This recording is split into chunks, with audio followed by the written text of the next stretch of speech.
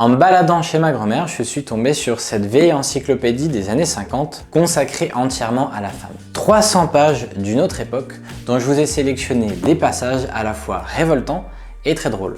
Ce livre me permet d'aborder sous un angle original les conditionnements qui ont traversé les générations et qui sont encore présents aujourd'hui. Je vous expliquerai le rôle de l'homme et de la femme, respectivement appelés le chef de famille et la maîtresse de maison. Et à la fin de cette vidéo, je vous réserve une petite surprise avec le top 3 des pires passages de ce livre. D'ailleurs, je vous en donne un aperçu.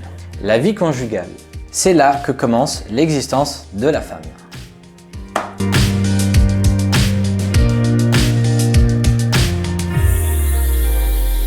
Je m'appelle Romain, j'aime expérimenter différentes façons de penser pour développer l'amour et l'esprit que je vous partage pour élargir votre champ des possibles. Cette encyclopédie détaille avec une extrême précision absolument tout ce qui concerne la femme et le ménage, sous-entendu la vie de famille. L'organisation d'un placard, des recettes de cuisine, comment se maquiller, s'habiller, coudre, tricoter, repasser, balayer, la disposition des meubles, l'organisation de la cuisine, l'éducation des enfants, bref, c'est ultra complet. Au début, je trouvais ça étonnant d'en faire une encyclopédie et que tout soit autant normalisé. Mais il ne faut pas oublier qu'à l'époque, il n'y avait pas Google.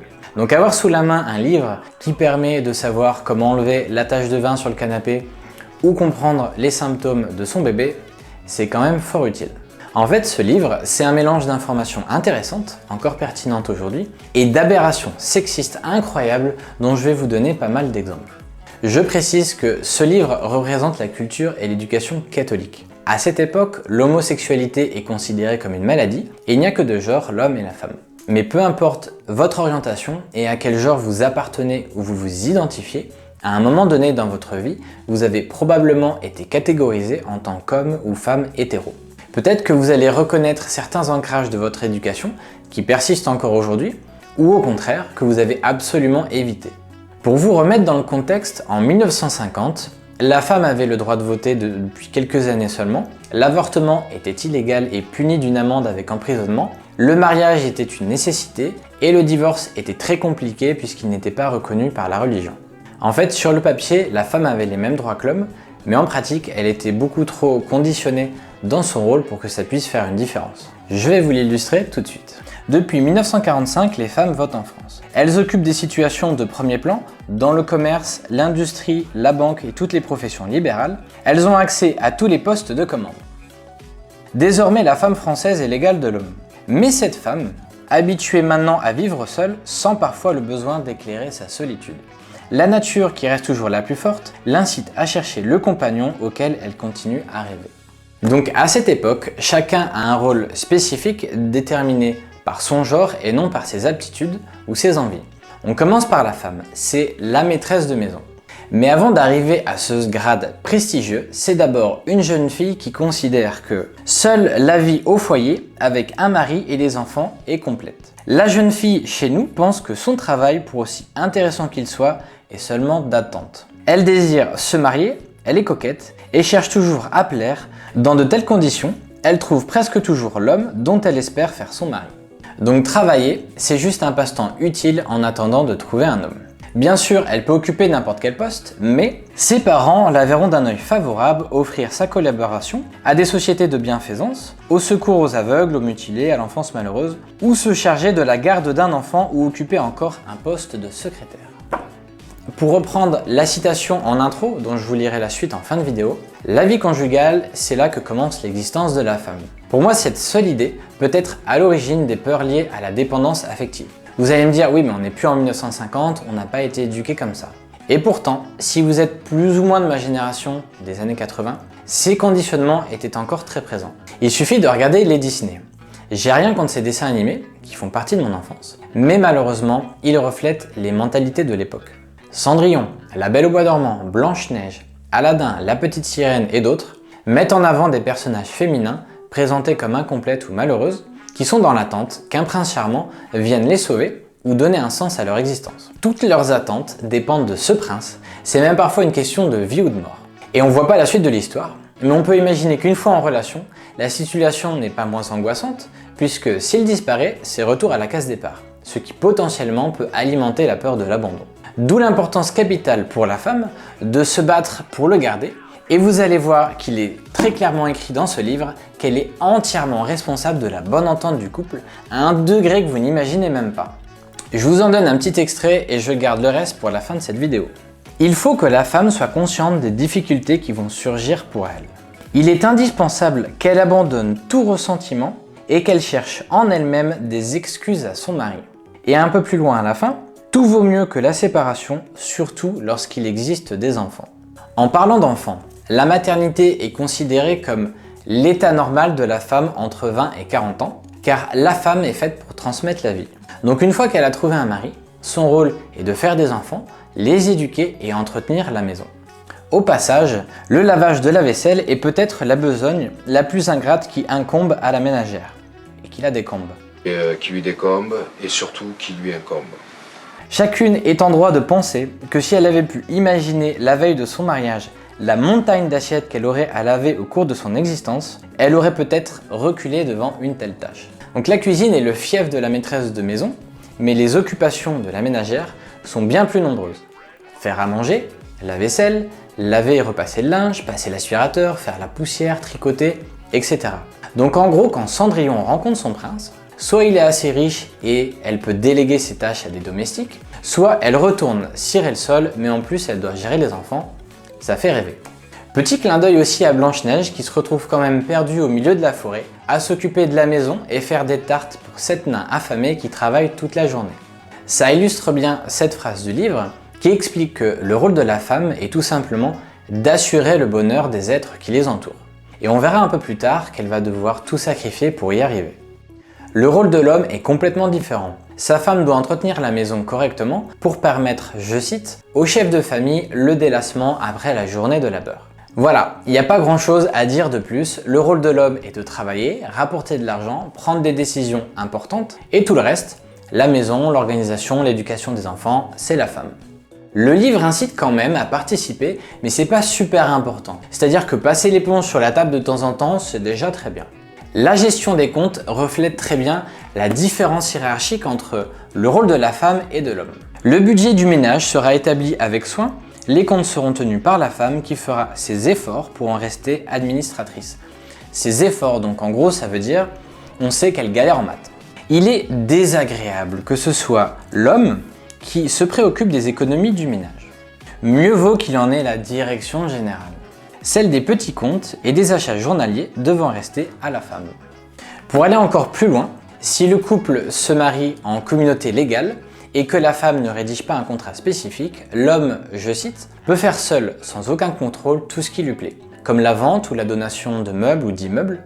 Même la gestion des biens qui appartiennent à la femme peut être accomplie que par la femme autorisée de son mari, mais c'est le mari qui administre ses biens. Donc on est dans une société clairement patriarcale et on pourrait penser que c'est plus le cas depuis le temps. Mais les droits et les possibilités des femmes évoluent plus vite que les mœurs. C'est pas parce qu'elles ont le droit d'accéder au même poste que les hommes qu'elles auront autant de facilité de le faire. C'est pas une question de capacité, c'est culturel. Certaines personnes, hommes ou femmes d'ailleurs, avec des idées dépassées, font des distinctions entre les genres. Pour un poste technique ou de leadership, ACV équivalent, un profil masculin pourrait avoir l'avantage. C'est un cliché très présent dans ce livre et on va le voir tout de suite. Donc le bureau à l'usage de madame. Vous avez besoin de faire les comptes de la journée, comme on a vu, les petits comptes. Et pour l'homme, ou bien monsieur veut étudier la fabrication d'un nouveau condensateur pour sa voiture et il lui faudra étaler devant lui toute la documentation voulue. Les femmes peuvent également être discriminées par rapport à un éventuel congé maternité. Donc le livre a peut-être plus de 70 ans, mais beaucoup d'inégalités restent d'actualité car les mœurs évoluent lentement. Pour remplir son rôle de femme, la maîtresse de maison devait adopter certaines attitudes. Sa première qualité, et ça vous parlera peut-être, c'est de toujours rechercher la perfection à tous les niveaux. Et les mots parfaite et perfection sont employés partout dans le livre, c'est hallucinant. Et ça commence dès le premier chapitre sur la femme et la beauté. Dès qu'on tourne cette page, on tombe sur la table des proportions parfaites de la femme moderne. C'est incroyable.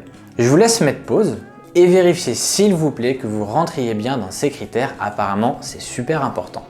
Quand je vois ça, j'ai l'impression que la femme est présentée comme un produit avec des caractéristiques techniques. Mais ça existe toujours. Par exemple, dans les concours de beauté, je ne comprends pas qu'il y ait des caractères de participation sur la taille, le poids ou les mensurations. Et l'image de cette femme parfaite est également très présente, comme vous le savez, sur les réseaux sociaux et dans les médias. À cette époque, l'apparence d'une femme était vraiment super importante et vous allez comprendre pourquoi. La beauté, ou plus exactement la meilleure utilisation des dons naturels que chaque femme a reçus à sa naissance, est à la fois une nécessité et un devoir. Votre beauté, à cette époque, est une nécessité et un devoir. Voilà, vous n'avez pas le choix, c'est comme ça. Nécessité pour celles qui travaillent et doivent conserver le plus longtemps possible leur activité, de défendre une jeunesse fragile, de garder un visage avenant. Sous-entendu, si vous vieillissez et que vous devenez moche, vous perdez votre boulot. Devoir pour celles qui demeurent au foyer et dont la tâche est d'assurer le bonheur des êtres qui les entourent. Pour celles qui se penchent sur un berceau, d'incarner la plus belle image de la femme dans son rôle le plus noble. Donc même pour le mari et pour l'enfant, c'est un devoir d'être belle. Il n'y a rien d'impossible, ce n'est même pas difficile. La laideur réelle est aussi rare que la beauté parfaite. En dehors de certaines monstruosités, qui révèlent du domaine médical et de la chirurgie, la laideur n'existe pas. Il n'y a que des femmes ignorantes et maladroites. Et on finit avec cette superbe phrase, la chirurgie esthétique supprime les monstres. Moi personnellement, qu'une femme soit maquillée ou pas, je m'en fous complètement. Mais ma copine qui se maquille très peu, me demande encore parfois si je suis sûr que ça me dérange pas. Et je comprenais pas d'où venait cette peur avant que je lise ce passage. Celles qui ne voudront pas infliger à leur mari le voisinage d'une femme impossible à embrasser et le spectacle d'oreillers et de draps maculés devront s'enduire de crème nourrissante le matin. Cette volonté de faire très attention à son apparence est restée, alors que les hommes avoir l'air négligé, c'est presque une mode. D'ailleurs, le maquillage, je cite, peut transformer une femme et l'embellir au point de la rendre méconnaissable. Et oui, si votre apparence ne correspond pas aux normes sociales ou si vous ressemblez à un monstre, il va falloir passer quelques heures tous les jours devant le miroir ou passer par la chirurgie esthétique, sinon votre vie est foutue. La preuve. Rien n'est plus désagréable pour une femme que de vieillir. En France, pays latin, la femme jeune et jolie joue un rôle primordial. Sous-entendu, la vaisselle va pas se faire toute seule. Les hommes la regardent, l'entourent et sont ses serviteurs.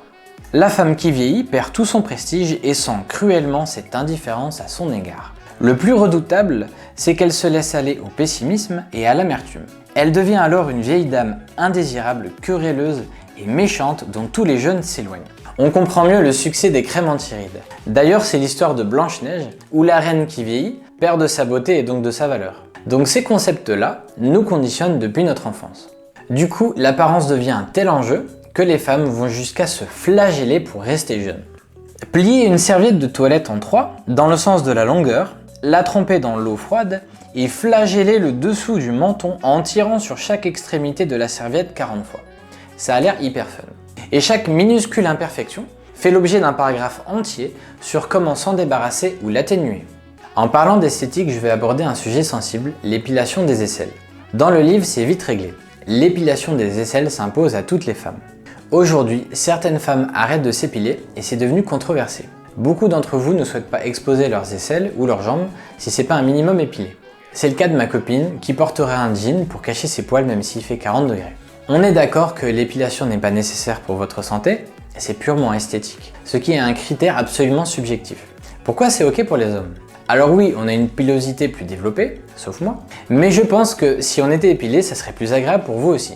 J'avoue que je préfère une femme épilée, mais je suis conscient que c'est un conditionnement et que si ça n'existait pas, j'y penserais probablement pas. Quand je parle de ça à certaines femmes, c'est leur limite. Elles me disent « Ok, je suis féministe, mais là non, on va pas se laisser pousser des poils sous les bras quand même, c'est horrible. » Mais je pense que ces comportements, comme beaucoup d'autres, sont automatiques car tout le monde le fait. Donc la plus grande barrière à l'évolution des mœurs, c'est d'abord la peur de se montrer différent et de se faire remarquer. Le plus dingue dans la recherche de la perfection physique, c'est que les personnes qui vous pondent une table des mensurations parfaites sont les mêmes qui font ensuite culpabiliser les femmes que ça devienne une obsession. Écoutez ça, les maniaques du centimètre. Beaucoup de femmes comparent leur poids et leur mensuration à ceux qui sont indiqués par des tableaux, comme celui qui figure à ce chapitre, qui a été établi d'après un type régulier destiné à servir de base. Elles se préoccupent avec exagération de 2 ou 3 cm de tour de hanche en plus, de 4 ou 5 kg de trop ou de 2 cm de tour de poitrine en moins, et cela aboutit parfois à de véritables obsessions. La femme est également décrite comme un être dont sa nature est de séduire et de plaire. Le rôle d'une femme élégante est sensiblement différent. Elle doit ou elle désire se faire remarquer, du moins plaire et être remarquée, par son élégance, son chic et sa distinction. Ce genre de remarques, il y en a partout dans le livre. Mais la recherche de la perfection ne s'arrête pas au physique. La femme doit être parfaite et exemplaire dans tous les domaines. La mode, la cuisine, le rangement, l'organisation, le ménage, la santé ou même en tant qu'épouse. L'un des nombreux problèmes avec cette éducation de la perfection est qu'elle développe une aversion au risque. Car comme il faut être parfaite, elles prennent moins le risque de s'engager dans quelque chose si elles ne sont pas persuadées de réussir. C'est le cas de ma copine qui, à la fin de l'université, avait préparé un dossier pour faire des études supérieures et ne l'avait pas envoyé car elle pensait qu'il était médiocre. Il était prêt, timbré dans l'enveloppe avec l'adresse. Elle avait juste à le poster dans la boîte aux lettres, elle avait rien à perdre. Évidemment, je l'ai poussé à l'envoyer et elle a été admise. Ça rejoint les recherches de Reshma Saujani qui partage ses idées dans une conférence TED en lien ci-dessous, avec comme titre « Enseigner aux filles le courage et non la perfection ». Elle explique par exemple qu'un homme postule pour un boulot quand il répond à en moyenne 60% des critères de sélection. La femme le fait quand elle répond à 100% de ces critères. Bien sûr, ça reste une étude et c'est peut-être pas votre cas. Elle a également fondé une école de programmation et a observé des différences comportementales. Les garçons ont tendance à demander de l'aide et montrer leur programme pour comprendre ce qui ne va pas dans leur code.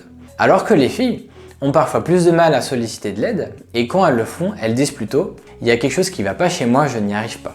Elles présentent souvent un écran vierge au professeur qui doit revenir en arrière dans les actions pour découvrir leur programme.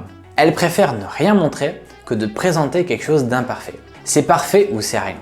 Cette recherche de la perfection, c'est même pas le pire. Le plus choquant arrive tout de suite. La femme doit être jolie, bien apprêtée, agréable à regarder, discrète et silencieuse. En gros, une plante verte. Mais c'est pas tout. Elle doit aussi être généreuse, altruiste, dévouée et ne pas se plaindre. Le mieux, c'est de vous lire quelques passages qui se passent de commentaires et je vous garde le pire pour la fin de cette vidéo. Il peut sembler inutile en parlant de la jeune fille d'évoquer le charme qui doit se dégager d'elle et les qualités qu'elle s'efforcera de développer pour devenir l'être gracieux, agréable que son nom seul évoque. Nous nous bornerons ici à lui indiquer le comportement idéal qu'elle devra rechercher tant à l'égard de sa famille que de ses amis et d'elle-même.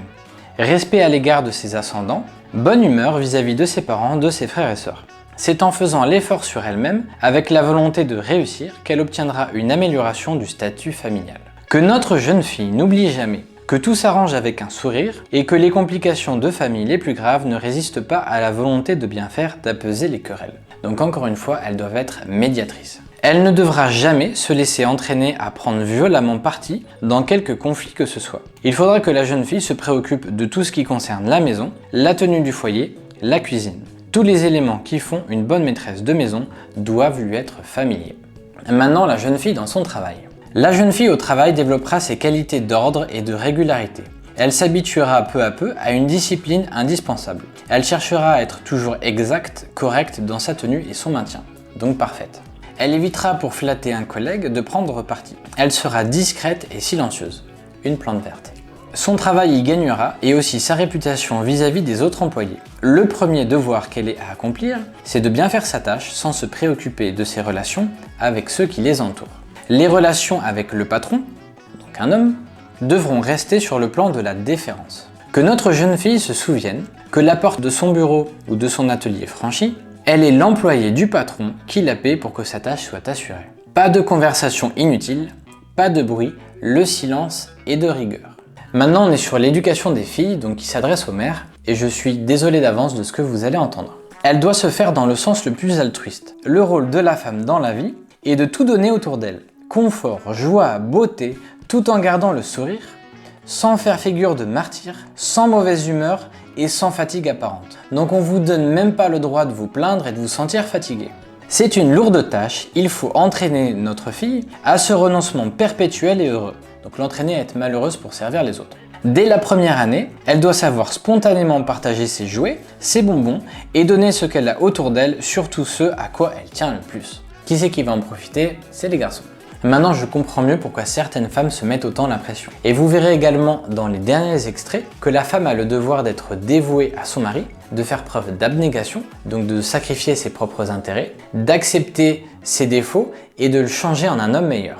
Et ça, c'est un classique du cinéma et de la littérature. Les femmes sont conditionnées à se comporter comme ça. Le meilleur exemple, c'est La Belle et la Bête. Je crois que le titre en lui-même est suffisant. La belle, qui incarne la beauté et la perfection, et la bête, un homme à l'aspect sauvage avec un mauvais caractère.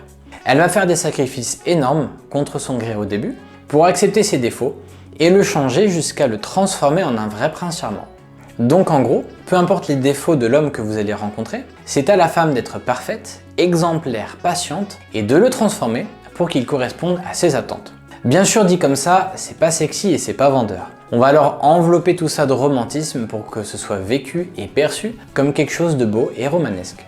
D'ailleurs, c'est un peu le même combat pour Ariel de la petite sirène. À la rencontre de son prince, elle abandonne sa voix, ses amis et sa famille pour partir séduire cet inconnu en sachant que si elle échoue, elle sera faite esclave jusqu'à la fin de sa vie. Pour remplir son rôle d'homme, le chef de famille devait adopter des attitudes complètement différentes. Il est présenté comme, je cite, « naturellement plus égoïste que la femme ». Elle ne doit pas s'en formaliser et chercher au contraire à déployer ses qualités de dévouement et d'altruisme. Contrairement à la femme, il ne cherche pas à séduire ou à plaire et porte des vêtements qui doivent avant tout passer inaperçus. Concernant l'éducation des garçons, je ne sais pas si vous vous souvenez de tout ce qu'on demandait aux filles, mais pour eux c'est nettement plus cool, vous allez le voir. L'attitude de la maman envers ses garçons ne diffère pas sensiblement de celle qu'elle a envers ses filles.